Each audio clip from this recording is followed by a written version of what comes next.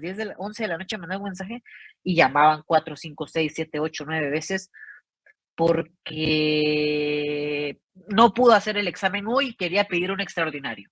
Bueno, pero hay un formulario para pedir extraordinario, o sea, no hay necesidad de llamar 9, 10, 11, 12 veces, ¿no? Entonces, esa también será una herramienta de comunicación para casos muy emergentes, ¿sí? El número de teléfono. Preguntan acá si vamos a estar usando Moodle. En nuestra clase no vamos a usar Moodle. Sé que hay otros profesores que están usando. Desconozco, como nosotros no usamos Moodle, desconozco si también hay una falla generalizada en esta plataforma, en la facultad, que les esté impidiendo a ustedes accesar a determinado curso, ¿sí? Eso sí se escapa completamente de mi conocimiento, ¿ok?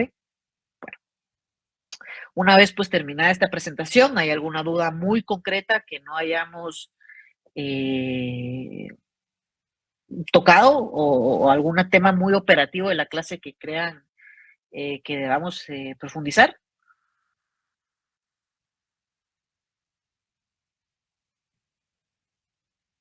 ¿Sí, no? ¿Sí, no? Bueno, porque si no hay dudas, o bueno, alguien prende el micrófono ahí, no sé si tiene una duda.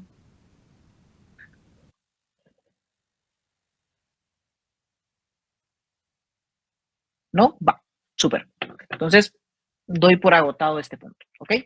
Bueno, hoy vamos a iniciar entonces con conocer sobre la evolución del derecho penal, ¿no? El derecho penal como ciencia jurídica, o si quieren verlo ustedes como una rama de la ciencia jurídica, pues no es que ayer o el año pasado surgió y a alguien se le ocurrió este año tener la brillante idea en la facultad de introducir el curso de Derecho Penal. No es así. Claro que hay otras ramas del derecho más modernas que efectivamente están surgiendo ahora, ¿verdad? Eh, y que denotan que pues, ya necesitan actualizar ciertos programas de cursos y pensums de estudio para agregar ese tipo de temas. Pero nosotros tenemos una ventaja y también una responsabilidad, que el derecho penal no es joven, ¿sí? La rama del derecho penal, ya la van a ver ustedes más adelante cómo vamos a discutirla, eh, podría yo decirles que surge o se denota la necesidad de esa rama del saber desde los tiempos mismos en los cuales la sociedad o los grupos humanos estaban conviviendo entre sí, ¿no? De hecho, ustedes en el pensum de estudio tienen el curso de Derecho Constitucional y tienen el curso de Teoría del Estado, donde van a profundizar, en este caso, pues cómo se organizó la sociedad para darnos al día de hoy la estructura política que tenemos, y esa estructura política pues nos da un marco jurídico con el cual nosotros podemos actuar, ¿sí? Pero les mencionaba esto porque el derecho penal sí surge a la par del desarrollo de la humanidad. ¿Por qué? Ustedes ya vieron en su primera clase que existen dos puntos de vista o dos formas en las cuales ustedes pueden definir al derecho penal. Está el jus penale y el jus puniendi. Y me quiero centrar específicamente en el jus puniendi. ¿Qué es lo que define al derecho penal desde el punto de vista del jus puniendi? ¿Se recuerdan ustedes de esa definición? ¿Alguien que nos la pudiera refrescar en clase? La facultad de castigar. La facultad de castigar, dice Jafet acá. Pues efectivamente, ¿no? El jus puniendi, ¿sí? Un término latín, pero que, como muy bien dicen acá también en el chat, ¿verdad? Se le conoce también como el poder punitivo, ¿sí? Es esa facultad, como muy bien decía el compañero, de castigar que ha acompañado desde el inicio a la humanidad, ¿sí? Si ustedes quieren ver como un documento histórico, por ejemplo, los textos religiosos, se darán cuenta que desde sus inicios siempre ha existido un catálogo o un conocimiento de determinadas conductas que son contrarias al orden establecido y por lo tanto existe una necesidad de castigar, ¿sí? Una necesidad de aplicar un castigo ante esa conducta que es contraria al orden preestablecido. Eh, Creo que la mayoría de acá tenemos una formación o tenemos una idea, por ejemplo, del cristianismo, ¿verdad? Ustedes lo pueden ver desde esta historia del paraíso, ¿no? Adán y Eva cometen una falta, viene Dios, estaba caminando en el paraíso y aplica un castigo, ¿sí? Luego, pues viene otra historia que pudiéramos remembrar de cómo inicia la humanidad, Caín y Abel, ¿verdad? Dos hermanos que tienen una pelea, uno mata al otro y es desterrado. Eh, y en otras culturas también lo podemos ver, ¿verdad? El mismo Popol Vuh, por ejemplo, acá de los mayas, también nos relata una creación del mundo, pero dentro de esa historia hay ciertas transgresiones que son castigadas y le dan el origen o el nombre a determinadas deidades, ¿no? Entonces, vean ustedes, y por eso creo que es lo importante de la rama del derecho penal, que a diferencia del derecho civil, a diferencia de otras ramas del derecho, creo que son sus antecedentes más modernos, pero el derecho penal siempre ha tenido como objeto de estudio esa facultad de castigar, ¿sí? Y esa facultad de castigar, pues no se analiza solo desde el punto de vista descriptivo, de decir, bueno, Juan mató a Pedro, entonces viene Carlos y aplica un castigo, sino que también se busca estudiar por qué se castiga, ¿sí? ¿Para qué vamos a castigar? ¿Quién castiga? Entonces, a lo largo de todo este semestre, se van a dar cuenta ustedes que el giro de las distintas teorías y temas que vamos a estar tratando se encuentran alrededor o giran alrededor de esa facultad de castigar desde los inicios de la humanidad ha tenido o ha estado en manos de las personas, ¿no? Entonces, esto ha sido un problema para la sociedad, ¿sí? No vamos a negar que la humanidad desde sus inicios siempre ha tenido conflictos y existe una necesidad de retribuir a esos conflictos, pero a lo largo de la historia nos hemos dado cuenta que pues no solo es castigar y ya estuvo, sino que deben haber reglas, deben haber principios. Pero para llegar a esas conclusiones, tenemos que estar muy conscientes de dónde venimos, dónde estamos y para dónde vamos, ¿sí? Esto en cualquier ciencia, específicamente la jurídica, pero en cualquier rama de la ciencia, saben ustedes que siempre tenemos que estudiar de dónde venimos. ¿Para qué? Pues para no regresar a esos estadios primitivos de organización y evolución científica, ¿no? Entonces, eh, distintos tratadistas, distintos doctrinarios han ubicado o han tratado de, ¿cómo les explico? De ubicar etapas de la evolución del derecho penal, ¿sí? Etapas de la evolución del derecho penal.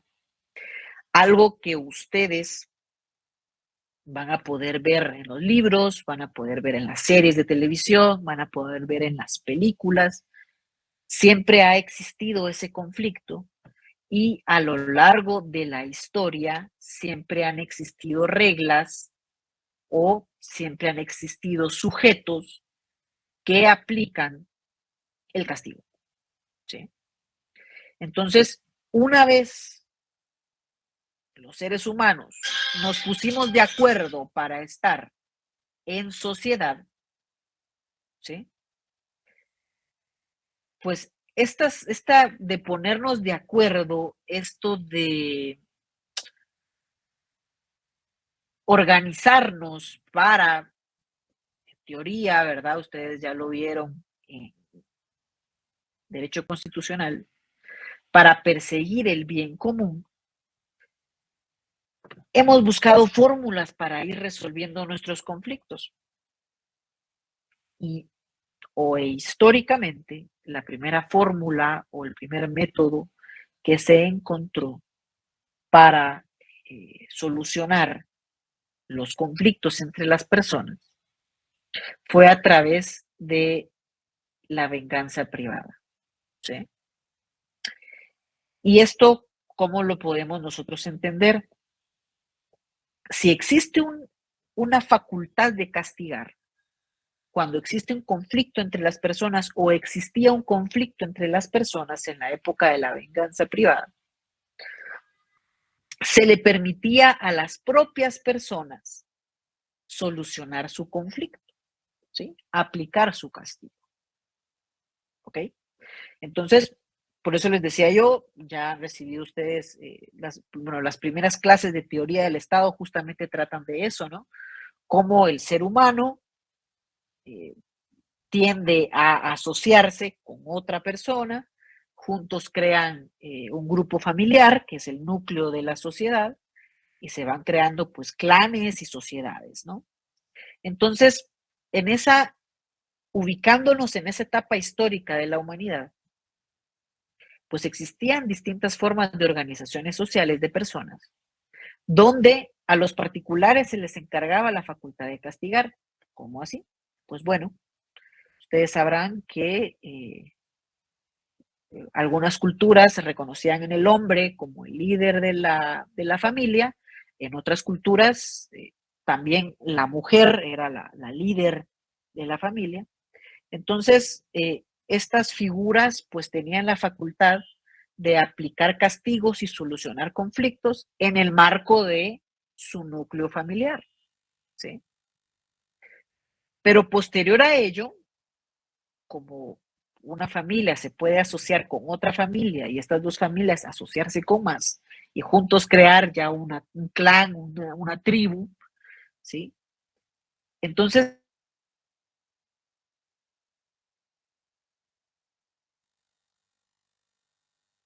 el líder o la lideresa de su familia, la que le aplicaba castigo a las personas que eran parte de su familia, sino que ya existía un conflicto entre dos familias que para bajar la tensión había que solucionarlo. Entonces,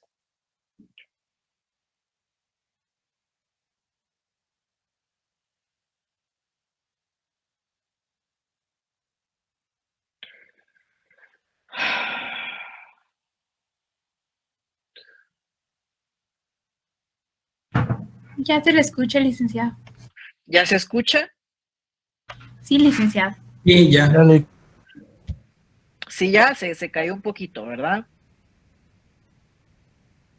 Se cae, sí, sí, sí, ya los estoy escuchando nuevamente, que tuvimos como una pequeña caída de señal. Pues bueno, les comentaba, ¿verdad? Estas formas de organización social primitivas le encomendaron a los propios particulares la solución de conflictos y eso tiene lógica, ¿sí?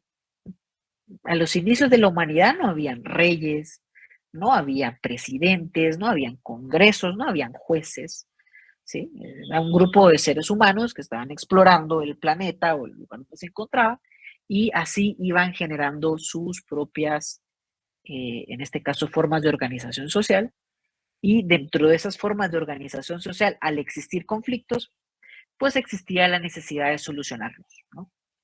Entonces, en esta época surge lo que se conoce, por ejemplo, como la ley de Talión, ¿sí? Donde, vean ustedes, que, por ejemplo, si mi hijo le quitaba el ojo al hijo de la otra familia, pues en este caso, la otra familia tenía el derecho a reclamar quitarle el hijo, perdón, quitarle el ojo a mi hijo, ¿no? Y así se van solucionando los conflictos de forma primitiva, ojo por ojo, diente por diente. En esencia, la facultad de castigar se ha vinculado con la venganza, ¿sí? Porque si a mí me hacen un daño, yo quiero retribuir ese daño. Es instintivo retribuir ese daño, ¿sí? Entonces, ese sentimiento tan profundo o tan intrínseco del ser humano es lo que va generando la ley de Talión, ¿sí? Ojo por ojo, diente por diente, ¿sí? Entonces se van generando métodos de solución de conflictos como lo que se conoce hoy en día, ¿no? Como la composición.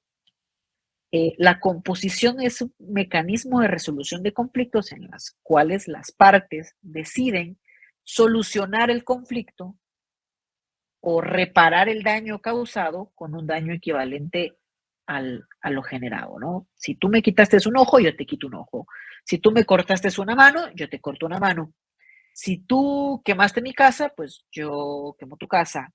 Si tú tomaste 3 canastas de mi cosecha, yo tengo el derecho de retribuirlo y quitarte 3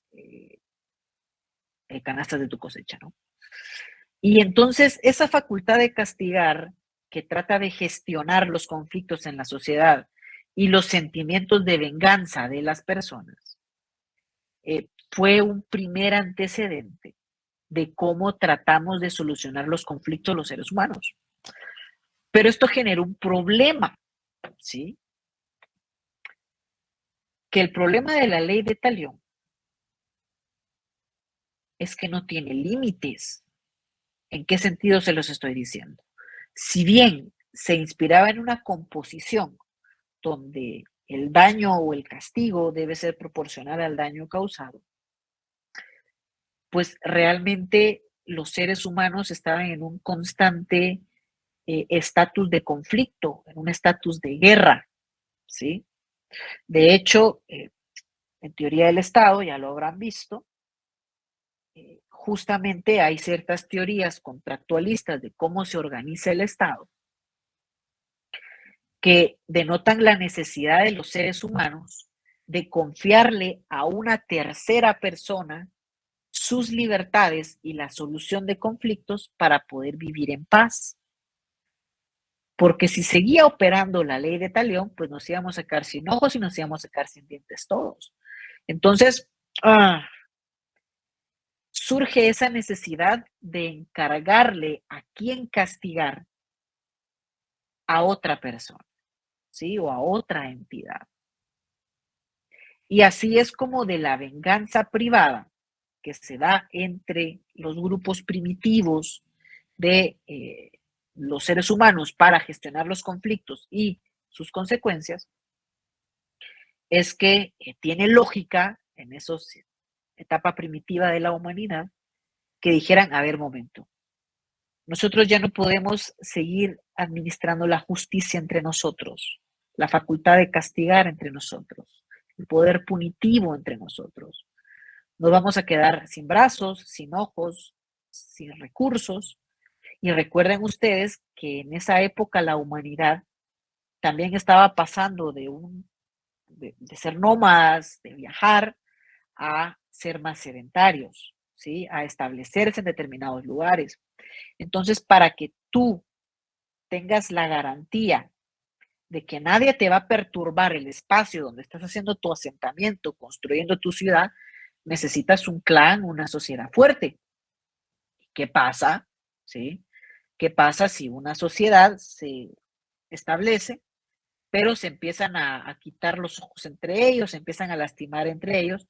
Pues evidentemente tu población va a ser más débil que la del vecino y el vecino va a venir a invadirte un día y te va a quitar tus tierras, te va a destruir tu forma de organización y en este caso, bueno, pues se acabó tu forma de organización social. Entonces, la ley del talión, más allá de ser una venganza pura y dura, estaba generando conflictos en el debilitamiento de los grupos sociales. Entonces dicen, ¿saben qué? Mejor se la vamos a dar a alguien más esa facultad de castigar, para que él, con su sabiduría y con la guía divina, pueda resolver los conflictos que se están presentando dentro de nuestro grupo social, que cada vez pues llegan a ser más complejos, ¿no? Puede ser que a veces tengamos dificultades para determinar quién es el culpable de determinada conducta, entonces Entre particulares no podemos ayudarnos, confiemos en alguien que esté más allá de la humanidad, ¿no? Entonces, establecemos lo que es la venganza divina, que se conoce como la segunda etapa evolutiva de lo que al día de hoy conocemos como derecho penal. Y en este caso, pues se le confía a una deidad, a una divinidad, y a las personas que esta divinidad y esta deidad ha seleccionado en la tierra para comunicarse con él, ¿sí? Para ejercer esa facultad de castigar, ese poder punitivo. Porque claro está, ¿verdad? Como se los digo, remontémonos al pensamiento de esa época. Evidentemente, pues todas las sociedades del mundo adoran a un Dios justo, ¿sí? Desde los judíos, los musulmanes, eh, la cultura asiática, las culturas mesoamericanas, pues cada uno tiene su propia deidad y cada uno representa a su deidad como el más fuerte y el más justo. Entonces es lógico que si yo sirvo a esta deidad, pues confíe en su sabiduría para solucionar los conflictos que yo tengo en la tierra, ¿no? Entonces, surgen ya esos conceptos del pecado, códigos de conducta para las personas que somos miembros de la sociedad, emanados por mandatos divinos.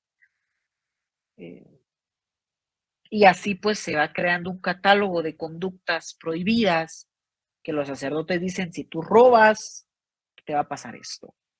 Si tú matas, te va a pasar esto. Si tú, pensemos en esa época primitiva, si tú adulteras, va a pasar esto. Si tú no cumples con dar tu ofrenda, va a pasar esto. Entonces, se empieza a crear un catálogo de conductas prohibitivas que para la religión son pecados, y entonces esa facultad de castigar se legitima o se habilita para ser aplicada cuando se ha cometido un pecado y existe una necesidad que Dios castigue ese pecado, ¿sí? Entonces, la justicia ya se inicia a ejercer en nombre de una deidad, ¿sí? En nombre de un soberano que no está en esta tierra, pero confiamos en su justicia para poder ejercer la venganza que nosotros como seres humanos no podemos ejercer o no estamos autorizados para ejercer. Entonces, eh, pues no es que surjan tribunales, sino que ya surgen sacerdotes, surgen líderes religiosos que deciden, vamos a aplicar castigos, legitimados por Dios, ¿sí? Yo acá les traigo dos ejemplos, como se les decía, ¿verdad? Hay distintas culturas que tienen diferentes deidades, ¿sí? Y cada una cree que está en lo correcto y que el otro está mal. Y al final, pues el concepto de Dios es algo más profundo que todos los seres humanos lo tenemos hasta cierto punto.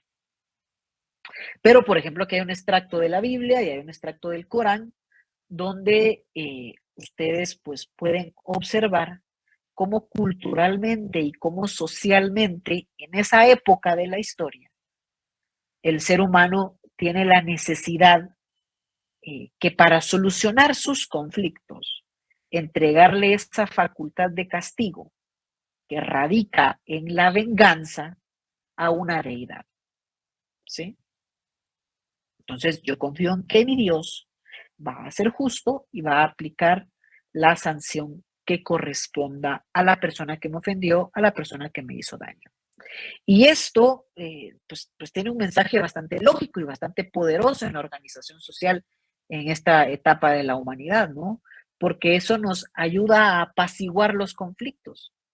Estamos pasando de una época de venganza privada, donde los particulares decidían cómo y cuándo vengarse del daño ocasionado, a que la humanidad avance y evolucione y le confíe para solucionar sus conflictos a una divinidad, que esta divinidad tiene sus métodos, tiene sus tiempos. Entonces yo como creyente ya no tengo la necesidad imperiosa de irme a vengar del vecino, sino que confío en un Dios que Él va a hacer justicia, que Él se va a vengar por mí.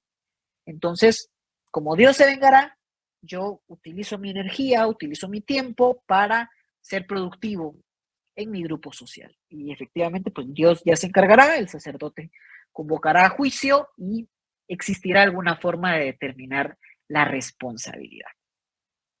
Pues así es como evoluciona a una segunda etapa lo que hoy conocemos o el origen de lo que hoy nos tiene platicando y nos va a tener platicando todo el semestre sobre este poder punitivo del Estado, ¿no?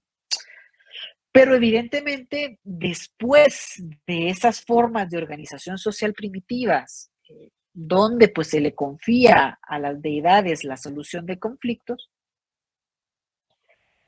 los seres humanos, pues, si ustedes se dan cuenta, incluso el concepto de reyes o de reinas se legitima en determinados designios divinos que esta familia debe ser, ¿no? La heredera o la que debe ostentar el poder. Entonces, a los seres humanos, pues, una vez alguien dijo, pues yo soy el elegido de Dios, soy el rey, voy a mandarlos a todos, y 100 babosos dijeron, está bien.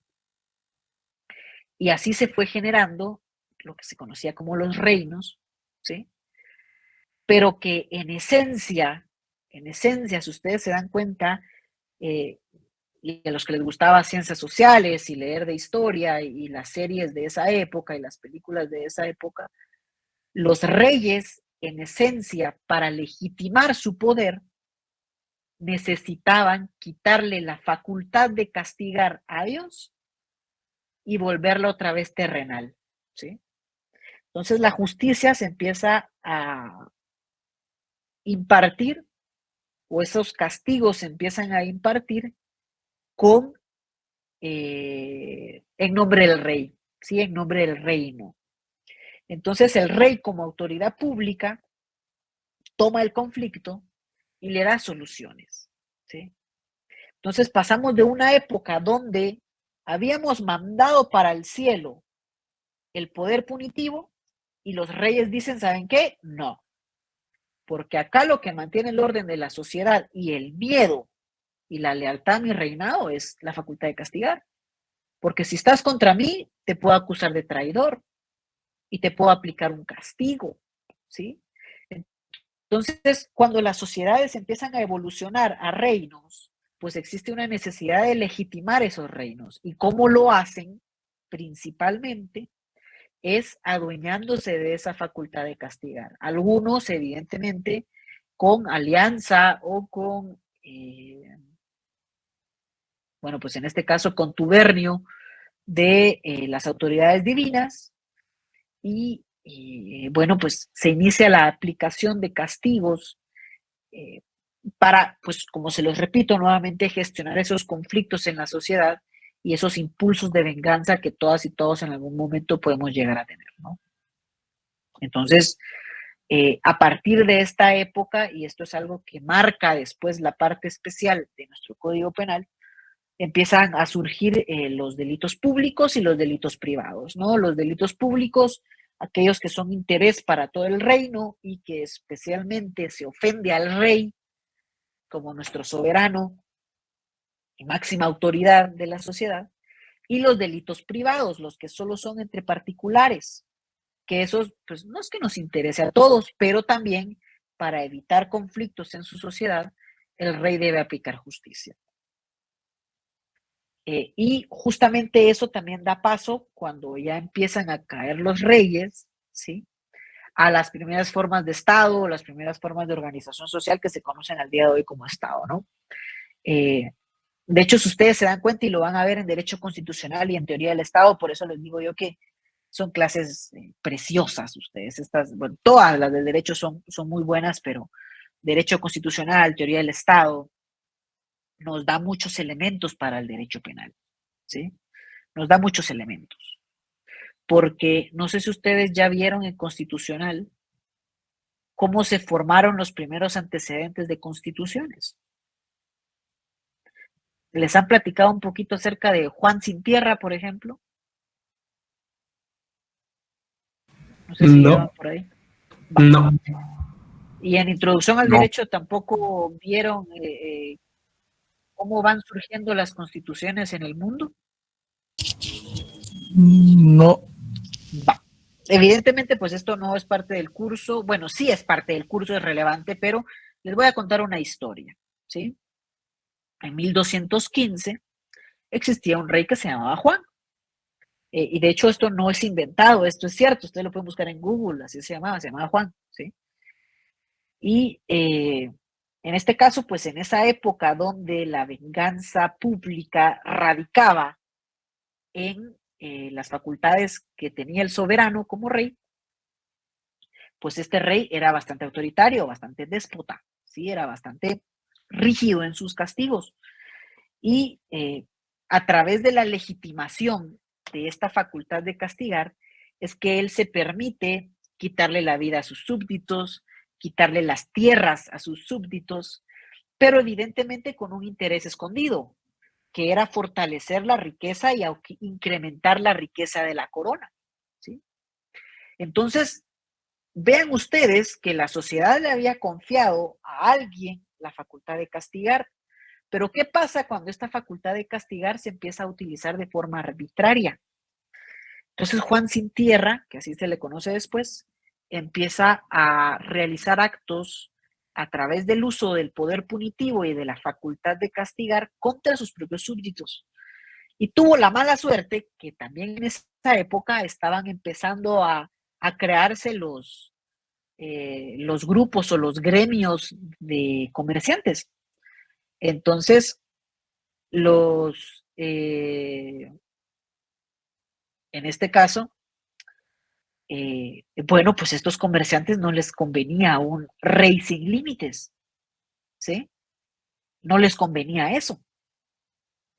Entonces, evidentemente ellos como súbditos, bueno, pues la historia es más larga, ¿no? Pero le ponen un límite al rey y le dicen, mire, señor rey, si usted quiere seguir siendo nuestro rey, usted tiene que firmar esta carta, ¿sí?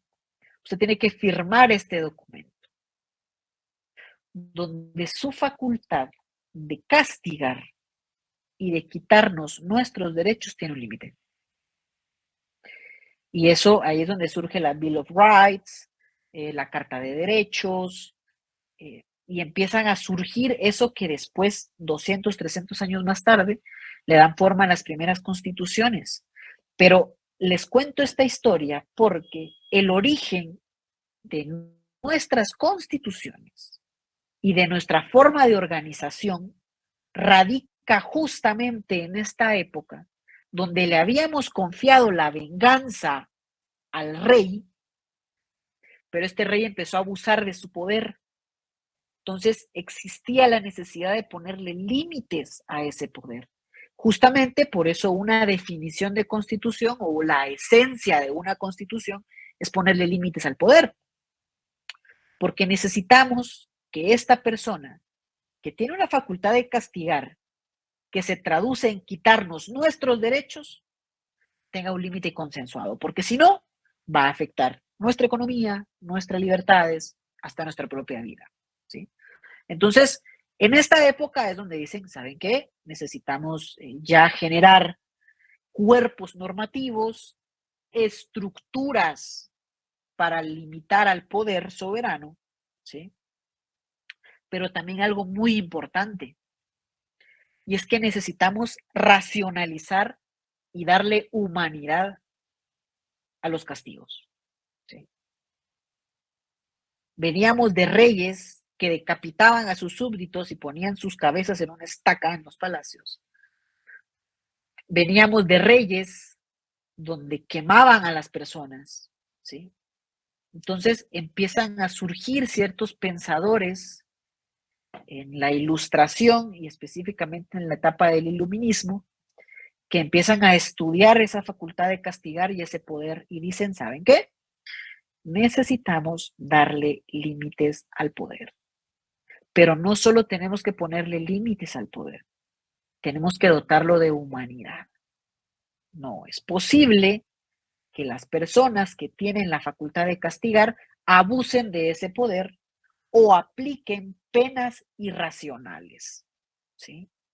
penas que afecten o que causen más daño que el que se causó. ¿Ok? Entonces, aquí hay autores muy interesantes, de verdad, de mucha relevancia histórica. Los primeros tres, espero yo tenga la oportunidad de leerlos en Teoría del Estado, que es Montesquieu, Voltaire, Rousseau, específicamente franceses, que anteceden a todo ese movimiento de la Revolución Francesa y esta Declaración de Derechos del Hombre y del Ciudadano, que es también un antecedente de la Constitución, le empiezan a dar límites a esa facultad de castigar, ¿sí? Y a uno que nosotros, que yo sí les voy a compartir hoy, su obra más importante, se llamaba Cesare Beccaria. Cesare Beccaria, que lo vamos a ver más adelante cuando también conozcamos las escuelas del derecho penal, todos pues se dedican a pensar las formas de organización de gobierno, todo eso, ¿verdad? Pero Beccaria da en el punto, ¿sí? Beccaria, de hecho, es un autor de referencia del derecho penal, imagínense, desde 1700, 1600, porque él inicia las primeras críticas reales al poder punitivo, ¿sí?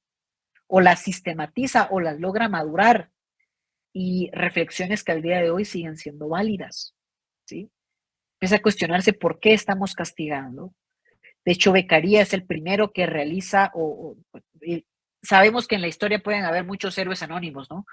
Pero a Beccaria se le atribuye ser uno de los primeros, para no excluir a otros y a otras personas, que critican, por ejemplo, la pena de muerte, que critican la tortura, que son expresiones de un poder punitivo, son expresiones de una facultad de castigar, sí, pero que mal utilizadas pueden convertirse en un abuso, ¿sí? Mal utilizadas pueden convertirse en un abuso. Entonces, Beccaria piensa un concepto que al día de hoy continúa vigente, que es la proporcionalidad de las penas. Yo no puedo aplicar una pena que sea más grave que el daño que estoy sancionando, ¿sí? No la puedo aplicar. Y esa pena específicamente debe atacar un valor o ciertos valores, que el principal de ellos es la libertad. Y tiene lógica, por eso les digo yo, teoría del Estado, póngale coco a esa clase. Tiene lógica. Porque cuando nosotros nos organizamos en sociedad, nos organizamos en Estado, nosotros no le estamos dando al poder estatal nuestra vida, le estamos dando nuestras libertades, ¿sí? Por eso es que el Estado, la única reacción racional que puede tener ante un delito, lo explica Beccaria, es limitar la libertad. Yo al rey, yo al presidente, yo a los jueces, no les estoy dando mi vida es mía y cada quien tiene su vida. Pero lo que yo sí le estoy dando al Estado es una parte de mi libertad para que norme mis conductas. Si yo incumplo con esas normas, el Estado me puede quitar la libertad. Pero no tiene lógica que me quite la vida. No tiene lógica porque no hay una proporción. Ese no fue el trato. Ese no fue el contrato social al que llegamos. Yo con el Estado. ¿Sí? Entonces, de verdad, miren, yo es por la hora porque me hubiera gustado que vieran y leyeran un extracto de Beccaria. No sé si tienen algunos minutos más para eso, pero aún así les voy a compartir el texto que se llama De los delitos y las penas en PDF en el Classroom para que vayan conociendo lo que se atribuye como, en este caso, pues un primer tratado o una de las primeras sistematizaciones de, en este caso, pues límites al poder punitivo del Estado, ¿no? Límites al poder punitivo del Estado. Entonces, después de este periodo humanitario, donde se realizan fuertes críticas al ejercicio del poder, ustedes saben muy bien, y para los que les gustara mucho la matemática o la química en el colegio, saben bien que la ciencia ha tenido una evolución y hubo un momento donde el positivismo le pegó a todas las ciencias, ustedes, ¿sí? con Augusto Comte y otros autores ahí que tal vez ustedes ya tuvieron la oportunidad de conocer en filosofía o en introducción al derecho, ¿sí? En esas dos clases es que se miran estos autores. El positivismo o el método científico empieza a aparecer o se empieza a consolidar en la etapa científica de la humanidad, y para nosotros no es ajeno la etapa científica, ¿sí? También el derecho penal tiene su etapa científica, ¿ok? A raíz de ese periodo humanitario se empiezan a generar teorías, se empiezan a generar hipótesis, campos de estudio, se empiezan a generar teorías que al día de hoy incluso pues, siguen vigentes. Se van a dar cuenta ustedes al leer el programa de curso, que por cierto se los voy a compartir hoy también, que el derecho penal, específicamente derecho penal 1, se organiza alrededor de 4 teorías. Se organiza alrededor de la teoría de los principios limitadores del poder punitivo, que lo vamos a ver la próxima semana, o sea, cómo le ponemos límites al Estado a su facultad de castigar, ¿sí? Se organiza a través de la teoría del delito. Básicamente, ¿qué es el delito? ¿Qué conductas pueden ser consideradas como delitos? Después hay teoría de la pena. Específicamente, si ya sabemos que hay delitos, pues ¿cómo debe ser la pena? ¿Cómo podemos castigar a una persona? Y específicamente, después de la pena, pues evidentemente los delitos no los cometen máquinas, no los cometen árboles, animales, no, los cometen seres humanos. Estos seres humanos son personas que para nosotros en determinado punto son delincuentes. Entonces tenemos que estudiar al autor, si es un autor primario, si es un cómplice, si es un instigador, si es un inductor, si es un coautor, si es un autor material, intelectual. Todo eso va en la teoría del autor. Entonces son 4 teorías: principios limitadores, delito, pena y autor, ¿sí? Esas 4 teorías surgen en la etapa científica del derecho penal, ¿sí? Porque ya existe una necesidad de sistematizar nuestros conocimientos y nuestro objeto de estudio. Y a raíz de esta sistematización existen 2 grandes corrientes que al día de hoy siguen influyendo en nuestros textos y en lo que estamos platicando hoy y vamos a ver en nuestras leyes. La escuela clásica y la escuela positiva. Tendremos una clase solo para ellas 2.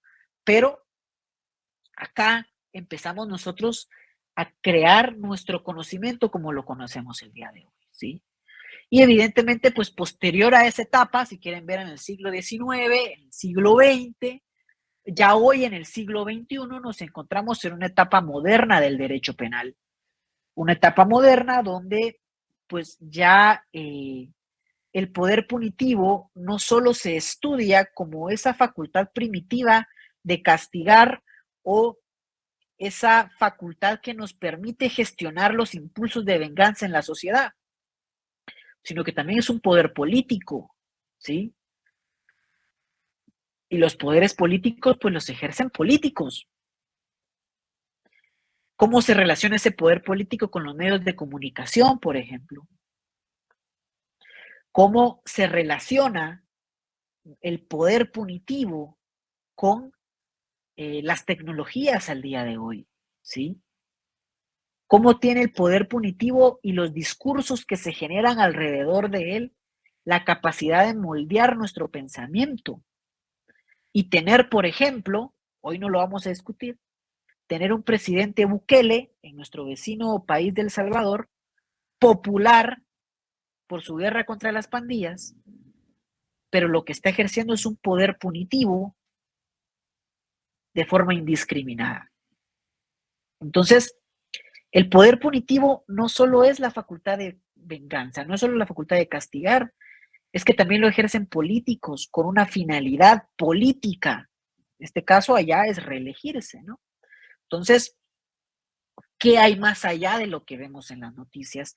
¿Qué hay más allá de las leyes que se aprueban?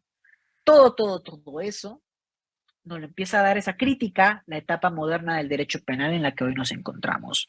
Se empieza a crear lo que se conoce como el garantismo penal, que es dotar y reafirmar que el derecho penal no es un poder habilitante para castigar. Vean con esto, vean, ojo con esto, que el poder punitivo o el derecho penal no es que le dé facultades para castigar al Estado.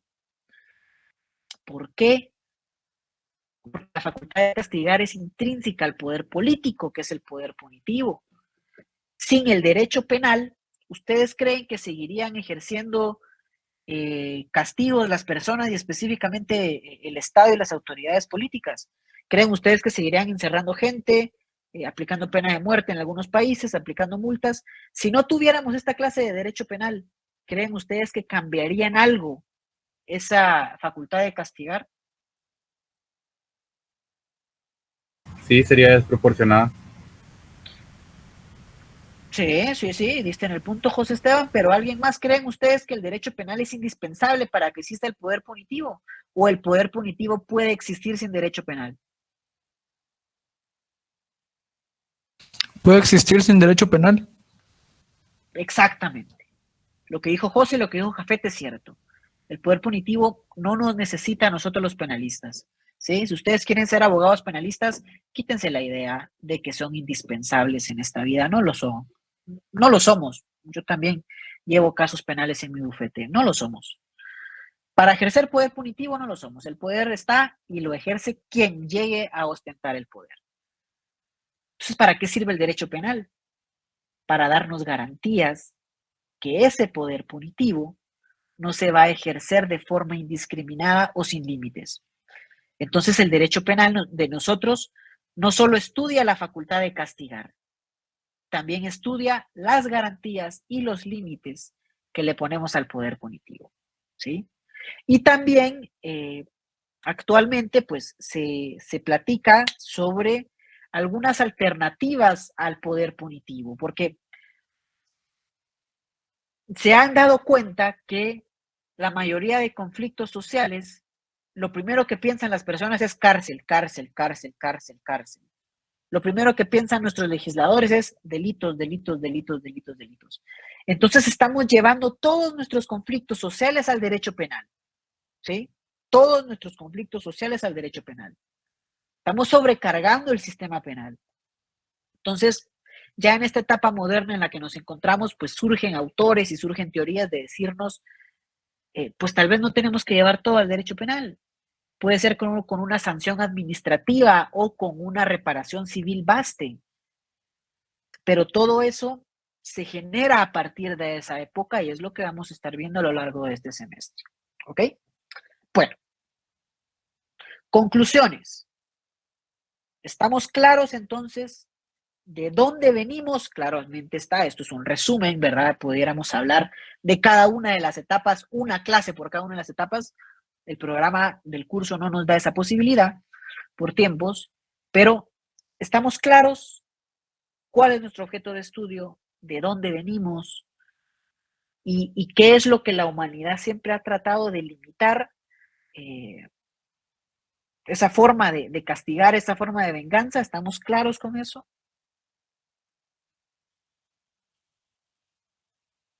Sí, Lick. ¿Sí? Gracias. Tenemos una línea clara de cómo evolucionamos, ¿no? Perfecto, perfecto. Muy bien, esta es también la etapa de preguntas, ¿no? No se vale no preguntar acá y después poner ahí en los grupos de Classroom o de WhatsApp o de Facebook, lo que ustedes tengan.